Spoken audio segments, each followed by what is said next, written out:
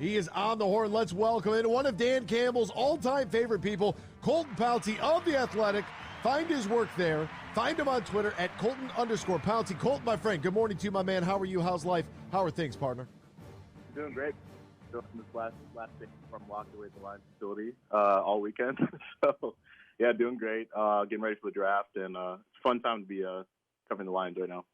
It really is, and it feels like this draft is different. In years past, it was kind of like our Super Bowl, but now the Lions are in position, and we'll get to the Jameson Williams thing. I'm just trying to let the whole hey, everybody bet on the NBA DraftKings read, and then Jameson Williams got in trouble for gambling. I'm trying to give that a little breathing room here.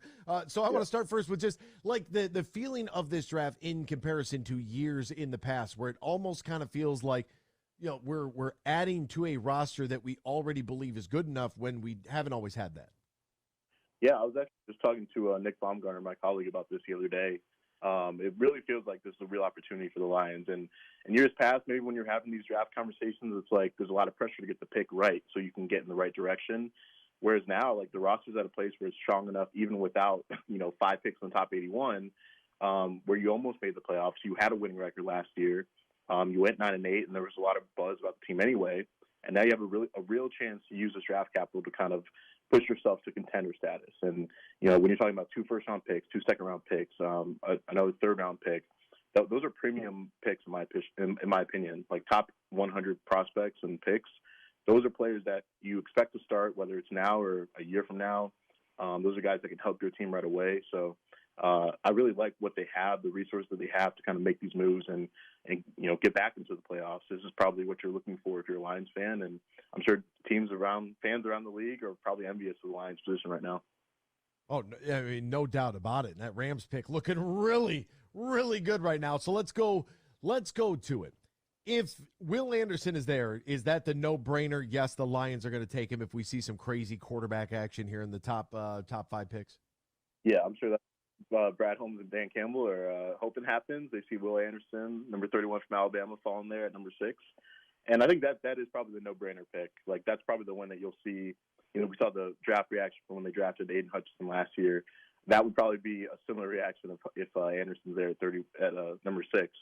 And I'm not really sure he's going to get there. There's obviously some buzz. The Texans like him. Maybe the Cardinals stay put at number 3 and they take him. But, man, if he falls to 6, that's one where you run up to get that card in and you celebrate and start popping champagne bottles in the draft room.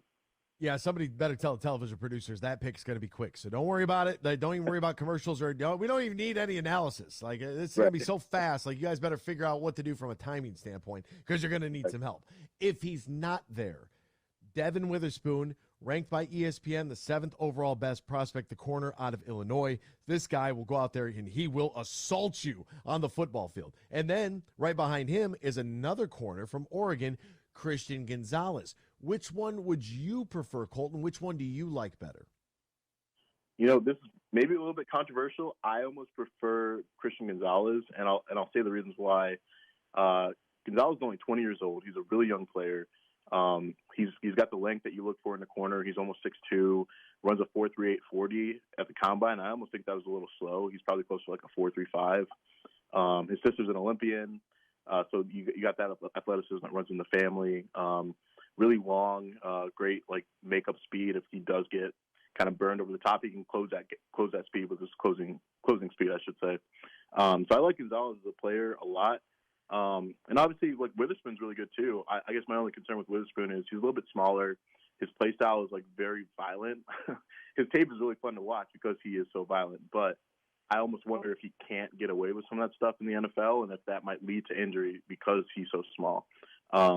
But in terms of players that fit what Aaron Glenn likes to do, the kind of player that we know that Dan Campbell kind of covets, I would say that's more Witherspoon than Gonzalez. But personally, I like Gonzalez a little bit more because he's a little bit more scheme flexible. He's more athletic. He's bigger. He's faster. He's younger.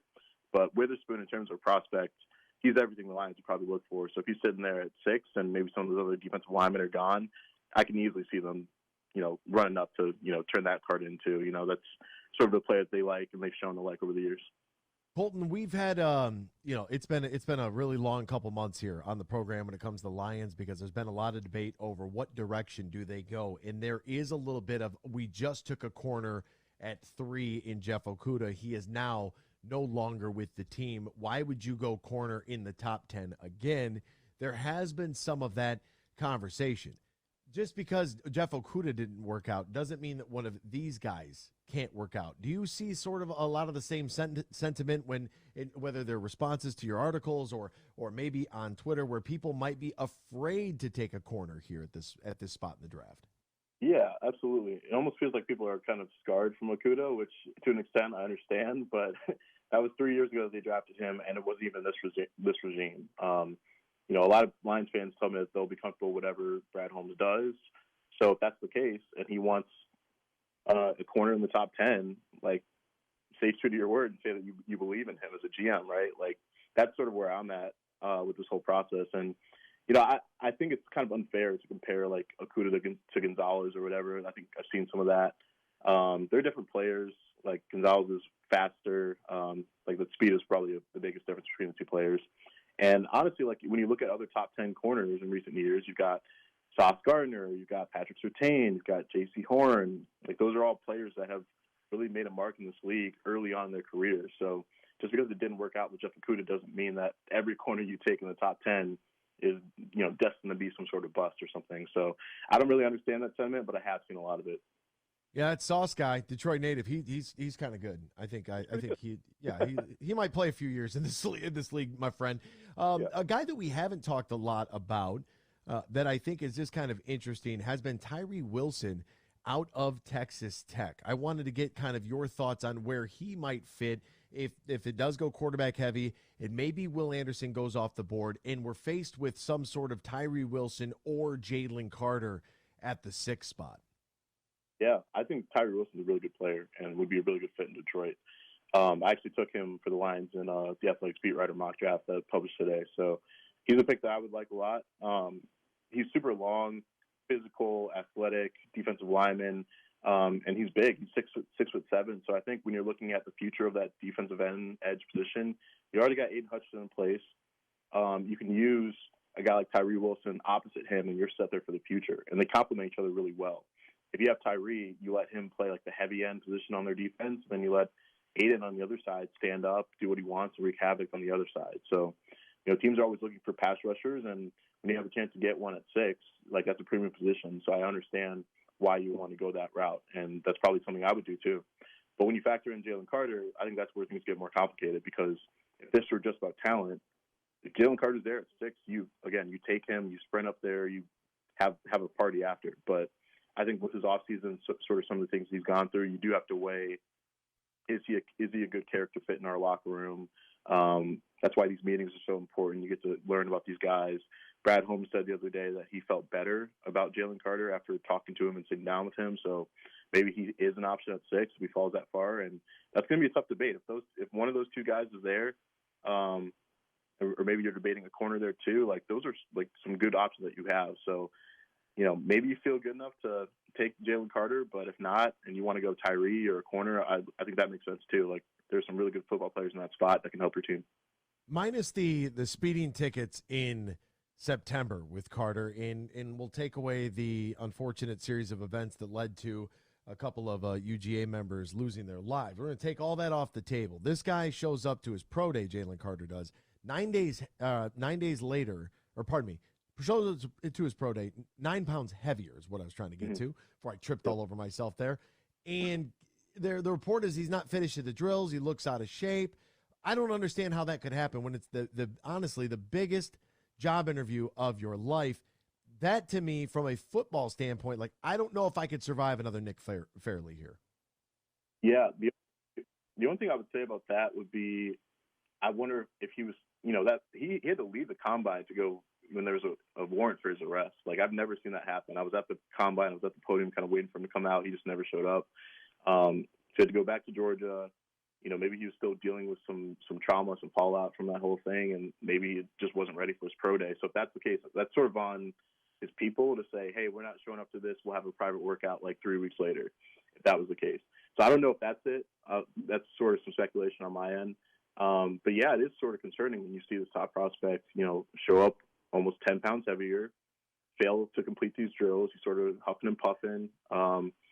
That when so many people came out to see him, like, that is a massive red flag. I mean, when you're talking about a Dan Campbell guy, he doesn't really fit, based on what we've heard, doesn't really fit that sort of narrative. Like, Hutchinson is going to work hard. Penei Sewell has this demeanor and this leadership about him. Like, Carter has some more question marks there than what we're used to seeing with these prospects at the top of a draft. So, again, if you're betting on his talent and your locker room to kind of get the most out of him, I can see why he would be the pick. But you're sort of doing a lot of projecting there, I would say, at this point. And, you know, based on what they've shown in 2 years so far, like leading these drafts for the Lions, it would be a departure from what they've done. Does the Jameson Williams 6-game suspension, I don't think that should play a role in their board at all. Some people are now screaming, we got to get a wide receiver at 18. I look, if it wasn't a wide receiver at 18 to begin with, I don't think it's going to change their board. What do you think about that position overall? Does it put more of a premium on that position now? Do you think that they make an adjustment because of his 6-game suspension? Yeah, Holmes doesn't really seem like the type that would just like make a massive overcorrection like that just based off of one player who's suspended for 6 games. Obviously, you don't want to lose a guy like Jameson. That's unfortunate because they were counting on him, but you know, I don't think that changes things too much in Brad Holmes' mind.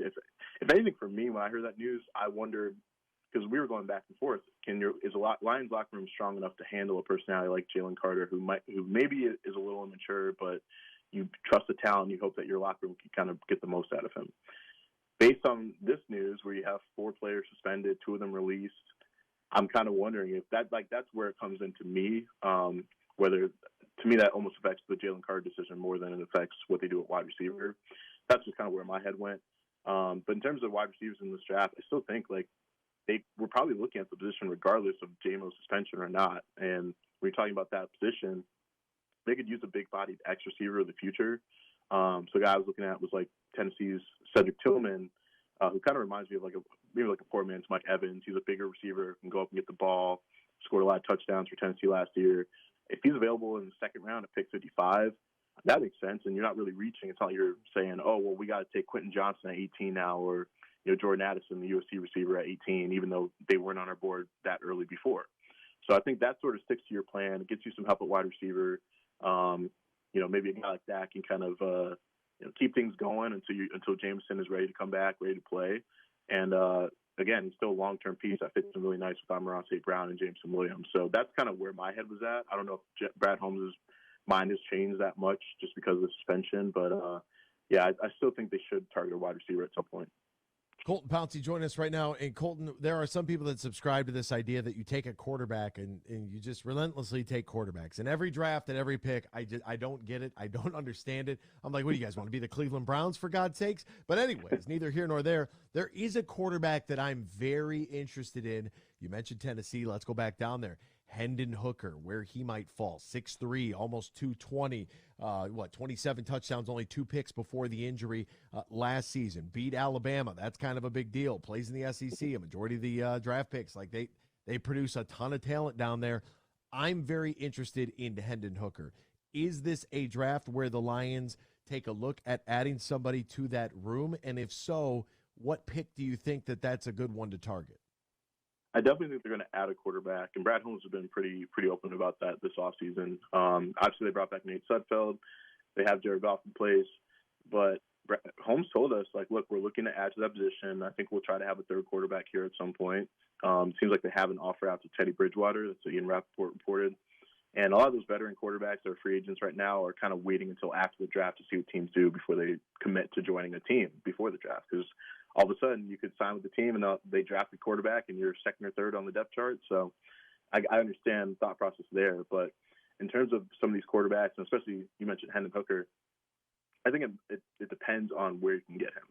So for me, I kind of have like a second round grade on Hooker. Maybe if you weren't, the torn ACL and the age, he's 25 years old, be 26 at the end of his rookie year. That's not exactly what I'm looking for from the quarterback position, but he is talented. I also have questions about the offense he played in at Tennessee. I covered their head coach, Josh Heupel. He was the OC at Mizzou when I was there. And that's sort of a very quarterback-friendly offense, so I wonder how that translates to the NFL. So you might have a learning curve there. He's already 25, will be 26 in January. He's coming off a torn ACL. So to me, that's more of like a second, maybe early third-round prospect. But for the buzz that he's getting right now, seems like he might sneak into the first round. And I wouldn't take him at 18. There are some teams that might want to take him that early I guess, to kind of jump the line there with teams that might be looking at him in the late 20s. But for me, if I'm the Lions and you really want a quarterback and you're not taking one in the top 10, like Anthony Richardson, maybe you do try to move up from the second round into the late first and try to get a Hendon Hooker and say, look, he could be a high-quality back for a few years, and he has enough talent to develop into a starter down the road. So we feel good about this pick. We like what we did here, and we're not apologizing for it. So it might just be as simple as that if they go that route. I don't understand all the Anthony Richardson hype. I mean, I know the guy can jump out of the gym. That's great, but his vertical leap was almost higher than his completion percentage last year at Florida. Like, what are we doing? What are we talking about? You know what I mean? And people that want a quarterback at 6, I can't rationalize that because you already have Jared Goff, who's proven over 4,000 yards passing last year, 8-2 in the final 10, didn't throw a pick. Like, the dude was money, lights out. I just don't know if you could spend pick number 6 on a guy that's not going to get on the field right away and help you tomorrow. It would definitely be a long-term pick. And I'll say this about Anthony Richardson. Watching his offense at Florida did not help him a ton. Like, he was a first-year starter who's 20 years old, playing in the SEC, and they had a lot of these, like, it was basically a boom or bust offense. There weren't a ton of underneath options for him, which kind of hurt his completion percentage. His receivers were not good. They dropped a lot of balls. They were not really big targets for him. So I think that's sort of what hurt his completion percentage. I know his accuracy wasn't great at all, but I think that's stuff that you can clean up with more playing time and experience and better footwork and mechanics, which I think he's already worked with his quarterback trainer this offseason to kind of improve some of that stuff. And so when you're talking about him, he gives you a high floor as a rusher. Again, only 20 years old. He's really young. He's still learning the position. He probably could have used another year. And if he came back to Florida and threw 30 touchdowns this past season or next season, you're talking about a top 5 pick easy, regardless of like what we knew about him before. So, and a lot of it has to do with timing, I would say, because like if the Lions make the playoffs, they're not going to be picking this high again. You're not going to be able to get a guy like this unless you trade the farm for it. So I think that's the argument for a quarterback now. I understand Jared Goff is playing some really good football, and you might not want to rock the boat. That's totally fine. You can still draft a quarterback in the mid rounds. Later on, day 3, there's some good options out there that you can have. So I understand the debate between quarterback. I might lean – I don't know if I would lean towards one at 6, but I would understand it, and I think it's easy to justify if you're Brad Holmes. He is Colton Pouncy. Find his work at The Athletic. Find him on Twitter at Colton_Pouncy. Click the follow button if you're not doing so already. And then also tune into the podcast as well. One of these years from The Athletic with he and Nick Baumgartner, also a friend of our show. Colton, my friend, thank you so much. We greatly appreciate your time today and enjoy the NFL draft and sleeping at the Lions training facility this weekend. Appreciate it, man. Have me on.